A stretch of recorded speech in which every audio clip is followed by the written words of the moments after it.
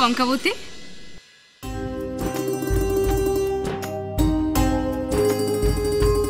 তোমার শরীর এখন কেমন আছে?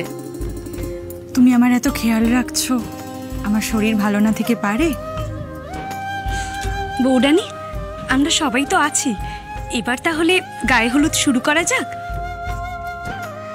সে তো শুরু করা যেতেই পারে, কিন্তু এখনো তো ছেলের গায়ে ছোঁয়ানো হলুদ আসেনি।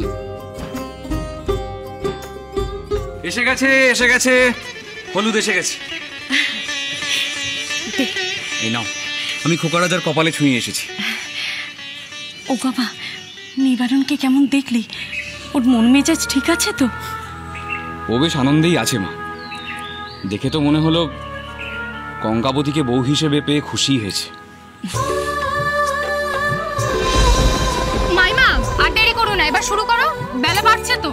হ্যাঁ হ্যাঁ, কই গো, গায়ে হলুদের হলুদ তো চলে এসেছে, এবার শুরু করা যাক। আসুন আসুন, এদিকে আসুন। কি হলো? আপনি এবার এখান থেকে আসুন তো। মেয়েদের গায়ে হলুদের সময় ছেলেদের থাকতে নেই তো। সে কি? আমি তো ভেবেছিলাম আরেকটু থাকবো, তোমাকে দেখবো। না। কি না? না, অত দেখতে হবে না, আপনি আসুন তো।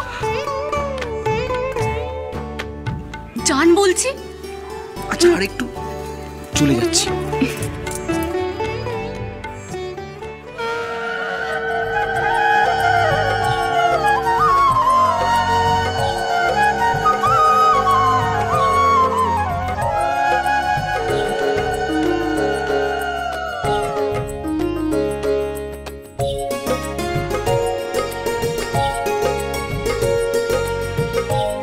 মিনু, হ্যাঁ কি রে, এখানে দাঁড়িয়ে আছিস যে? চল, বৌমনির গায়ে হলুদ লাগাতে হবে তো। আমি লাগিয়ে কি করব? তোমরা লাগাও না, আমি লাগাবো না। ও মা, সে কি?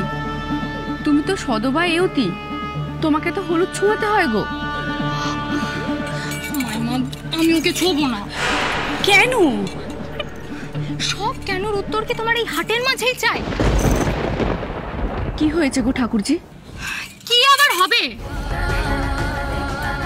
আমি তো আর মহারানী ভিক্টোরিয়ার শাসনে দাসখত লিখে দিইনি যে তোমরা সকলে মিলে যা করবে আমাকেও সেটাই করতে হবে। মাইমা, মাইমা, আমি নিজের বৌমনি হিসেবে একটা বেশ্যা মেয়ে ছেলেকে কিছুতেই মেনে নিতে পারবো না। মিনু,